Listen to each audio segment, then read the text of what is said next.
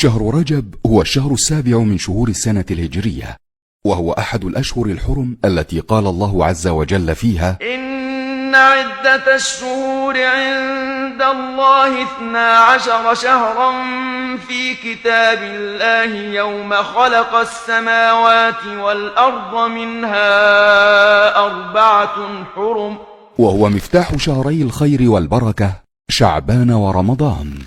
وقد كان شهر رجب من الأشهر المعظمة عند العرب في الجاهلية، فقد سمي رجبا من الترجيب وهو التعظيم، لأن العرب كانت ترجبه أي تعظمه، فتترك فيه القتال تعظيما له ومهابة.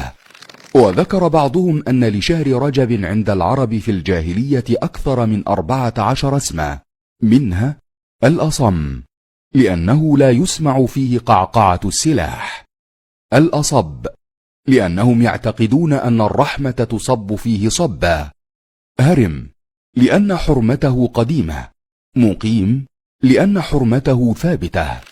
وكثرة أسماء الشيء تدل على تعظيمه. ولشهر رجب في الإسلام من الفضل والمكانة ما لغيره من الأشهر الحرم، إلا أنه لا يخص بعبادة معينة دون غيره من الشهور، إذ لم يثبت عن رسول الله صلى الله عليه وسلم في ذلك شيء. قال ابن تيمية رحمه الله: وكذلك الأحاديث المروية في فضل رجب بخصوصه، أو فضل صيامه أو صيام شيء منه، أو فضل صلاة مخصوصة فيه كالرغائب، كلها كذب مختلق.